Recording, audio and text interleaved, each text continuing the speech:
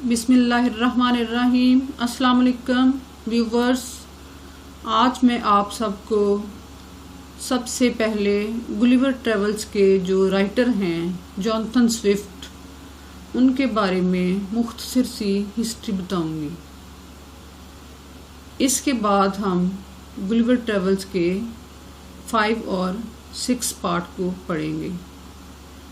अपने previous videos में हमने पार्ट 1 के फर्स्ट, सेकंड, थर्ड और फोर्थ चैप्टर को रीड किया था, और इस वीडियो में हम अब हिस्ट्री को इसकी मुख्तसर सी हिस्ट्री जो है वो पढ़ेंगे। तो चलो हम इसको शुरू करते हैं। इससे पहले मैं आपको ये बताना चाहती हूँ कि ये जो पार्ट 1 है गुलिवर ट्रेवल्स का, ये उसका फर्स्ट वॉयज था, जो था वॉयज टू लिलीपुट आइलैंड, यानी बोनो के जजीरे का बहरी सफ़र। तो अब हिस्ट्री की तरफ आते हैं। जॉनथन स्विफ्ट 30 नवंबर 1667 को पैदा हुए और 19 अक्टूबर 1745 को इस दुनिया से रहलत फरमा गए, यानी वफात पा गए, दुनिया से चले गए। वो एक एंग्लो आयरिश एसिस्ट, पोइट और क्लैरिक थी। फिर वो डबलिन में एसटी कैथेड्रल के डीन बन गए। उनके बहुत से नावल फेमस हैं, लेकिन उनमें से चंद जो फेमस नावल्स हैं मैं उनके आपको नाम बताने लगी हूँ। नंबर फर्स्ट पे है गुलिवर ट्रेवल्स, जिसको हम डिस्कस कर रहे हैं आजकल। सेकंड पे है अ modest proposal. Number third a journal to Stella. Number 4 ड्रैपर्स letter. Number 5 the battle of the books. Number 6 a tell of tub. तो अब मैं आपको ये बताने लगी हूँ कि जॉनथन स्विफ्ट, उसने ये जो नावल है गुलिवर ट्रेवल्स, ये क्यों लिखा, उसने क्या महसूस किया कि उसको ये नावल लिखने की ज़रूरत महसूस हुई। उसने जब अपने इर्द गिर्द होने वाली माशी, सियासी, सकाफ़ती, मजहबी, इखलाकी इक़दार का तज्ज़िया किया, तो उसने अपनी जो उसकी राइटिंग्स थी, तहरीरें थी, उसमें उसने फिर उनके बारे में लिखा, और माशरे में फैली हुई बेरहरवी को, आपस में जो नफाक था, कदूरत थी, नफ़रत, बुग़्ज़, कीना, महलों की साजिशें, अफसरों की बदअनवानियाँ, जिनसी मसाइल, सियासी हथकंडे और बुरे इखलाक, जुल्म, लोगों के साथ होने वाला, हुक्मरानों की अय्याशी, फ़ौजी निज़ाम की खामियाँ, जंग के होलनाक नताइज, मादा परस्ती और इंसानी इक़दार के ज़वाल को मौजू बनाकर राइटर ने तंज़ व मज़ाह के साथ एक ऐसा अदबी शाहकार तख्लीक किया जो कि एक पूरी दुनिया में आलमगीर हैसियत इख्तियार कर गया। ये बेहद इंफॉर्मेटिव और इंटरेस्टिंग नावल है, और हम जो प्रीवियस अपनी वीडियोस में पार्ट 1 के चैप्टर 1, 2, 3, 4 को डिस्कस कर चुके हैं, और आज हमने इसका 5 और 6 पार्ट जो है उसको रीड करना है, और अपनी आने वाली नेक्स्ट वीडियो में हम 7 और 8 चैप्टर को डिस्कस करेंगे। मैं आपको बताऊं कि पार्ट 1 के सिर्फ 1 to 8 चैप्टर हैं, और ये गुलिवर का वॉयज टू लिलीपुट आइलैंड था, यानी लिलीपुट जजीरे का एक बहरी सफ़र था, यानी बोनो की दुनिया का सफ़र, बहरी सफ़र। کہ گلیور جو ہے وہ کیسے بونو کی دنیا میں پہنچتا ہے، کیسے اس کا جہاز جو ہے تباہ ہوتا ہے، لوگ مر جاتے ہیں، وہ بچ جاتا ہے، اور وہاں اس کے ساتھ کیسا سلوک ہوتا ہے، اس کو رسیوں کے ساتھ باندھا جاتا ہے، بادشاہ کے پاس لے جایا جاتا ہے، اور پھر اس کے کھانے کا انتظام کیا جاتا ہے، پینے کا انتظام کیا جاتا ہے، رہنے کا انتظام کیا جاتا ہے، اور پھر اس کے بعد بادشاہ اور گلیور کی دوستی بھی ہوتی ہے، اور پھر وہ جو اس ملک کا بادشاہ لیلی پوٹین جو کنگ تھا، اس کی دشمنی بلیسفسکو کے بادشاہ کے ساتھ تھی، اور دونوں ملکوں کے جو بادشاہ تھے وہ آپس میں ایک دوسرے کے شدید دشمن تھے، اور اس میں گلیور نے جو لیلی پوٹین کنگ تھا اس کا ساتھ دیا، بونو کے بادشاہ کا۔ ان دونوں کنٹریز کی لینگویج ڈیفرنٹ تھی، ان کے جو کسٹمز تھے، جو ان کے پریکٹسز تھی وہ بھی بالکل ڈیفرنٹ تھی، اور وہ دونوں ملک ایک دوسرے سے بے حد نفرت کرتے تھے۔ اس میں آپ کو ایک بات بتاتی چلوں کہ جونتھن سوئفٹ جو ہے وہ یہ اشارہ کرتا ہے کہ لیلی پوٹ جو ہے وہ انگلینڈ کی نشاندہی کرتا ہے، اور جو بلیسفسکو ہے وہ فرانس کی طرف اشارہ کرتا ہے کہ یہ دونوں ملکوں کے آپس میں کیا تعلقات تھے، ان دونوں ملکوں کے بادشاہ کے آپس میں کیا ریلیشن شپ تھے، کس طرح کی وہ ایک دوسرے کے ساتھ عزت کرتے تھے، کیسا سلوک کرتے تھے، اور یہ سب جو ہے پارٹ 1 to 8 میں ڈسکس کیا گیا ہے۔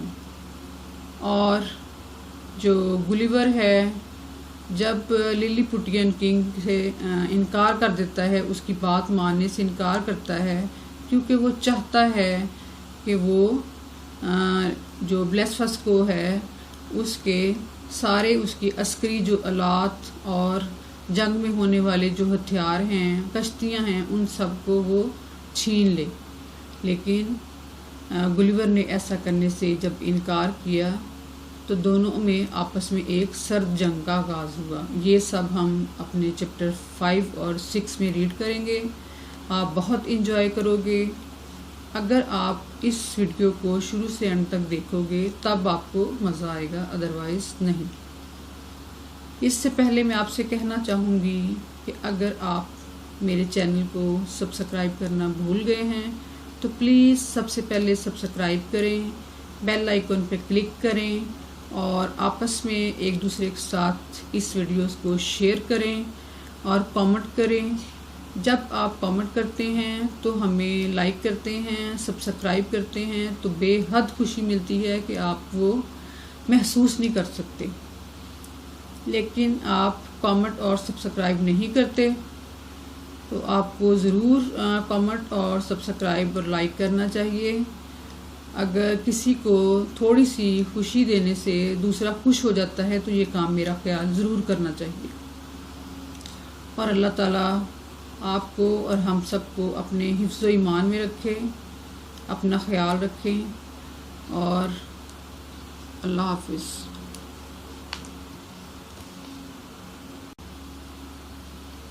ویورز، اس ویڈیو میں ہم پارٹ 1 کے چیپٹر 5 اور 6 کو ڈسکرائب کریں گے، ریڈ کریں گے۔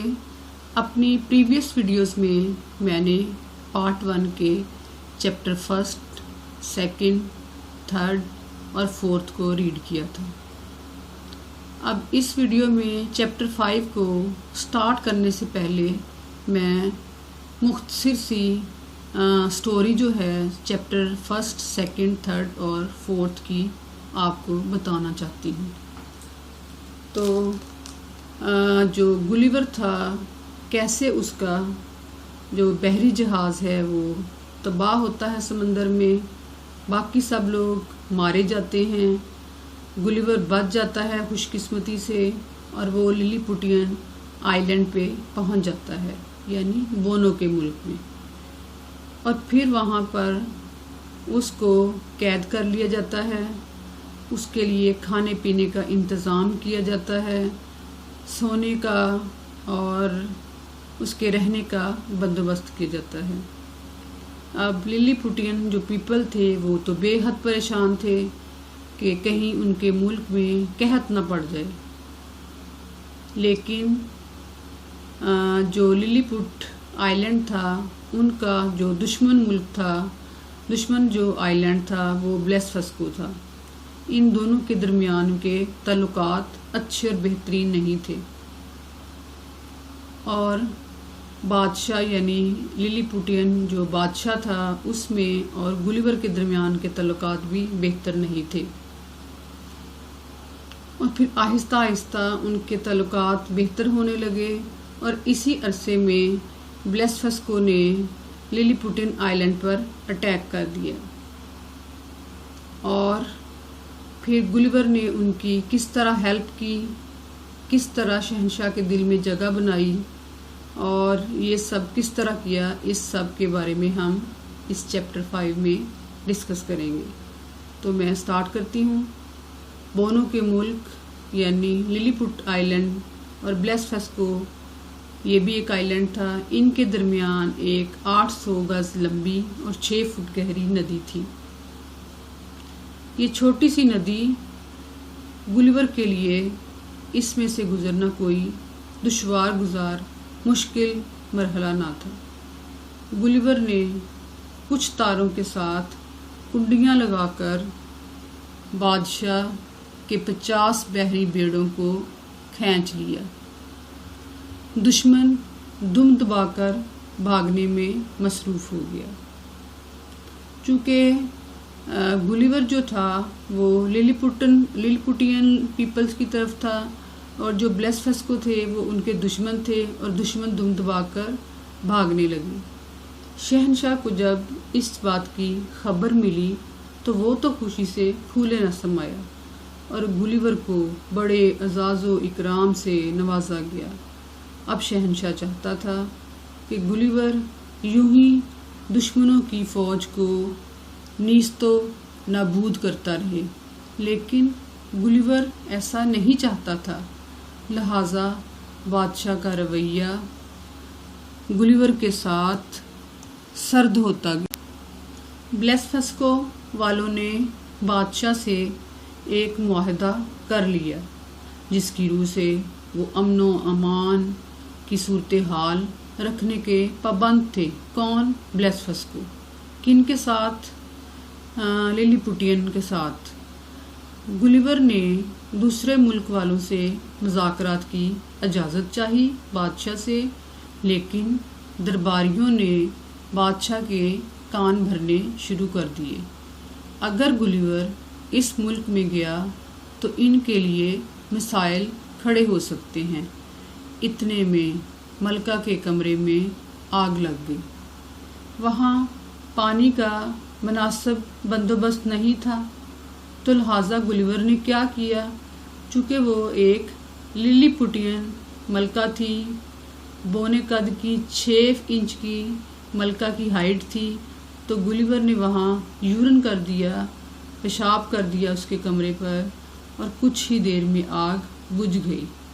لیکن ملکہ اس بات پر بے حد ناراض ہوئی، اور اس نے اپنی رہائش گاہ تبدیل کرنے کا فیصلہ کر لیا۔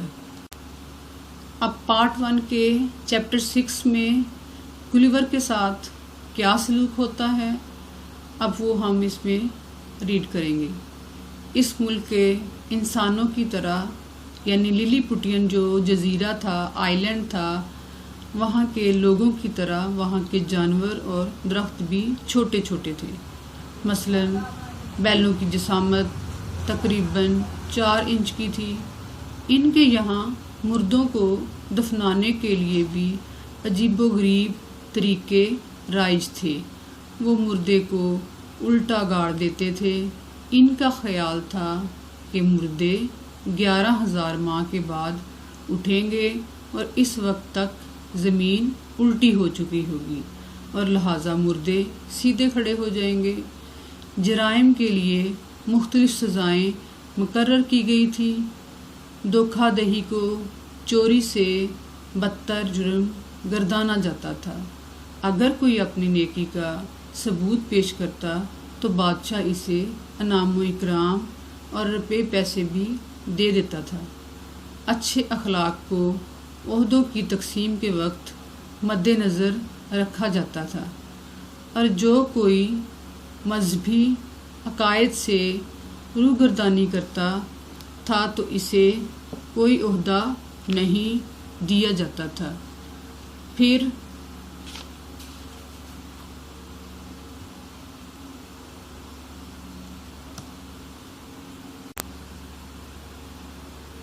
اگرچہ بدعنوانی بھی موجود تھی اور بعض لوگوں کو رسے پر رقص کرنے کی مہارت حاصل ہونے کی بنا پر عہدے سے نوازا جاتا تھا، یعنی جو لوگ رسے پر سے گزر جاتے تھے تو ان کو بڑے عہدے دیے جاتے تھے، اور جو نہیں گزرتے تھے یا تو وہ اپنی جان سے ہاتھ دھو بیٹھتے اور یا پھر ان کو عہدہ نہیں ملتا تھا۔ بچوں کو والدین کی فرما برداری کا سبق نہیں سکھایا جاتا تھا، بلکہ بچوں کا خیال تھا کہ والدین نے ہمیں پیدا کر کے ہم پر کوئی احسان نہیں کیا، بلکہ اپنے حیوانی جذبوں کو تسکین دی ہے۔ اسی طرح والدین بھی بچوں کی نگہداشت کے ذمہ دار نہ تھے۔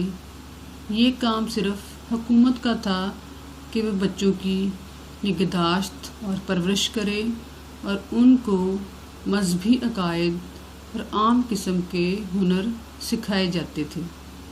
ان کے لیے تعلیم کو ضروری نہیں سمجھا جاتا تھا۔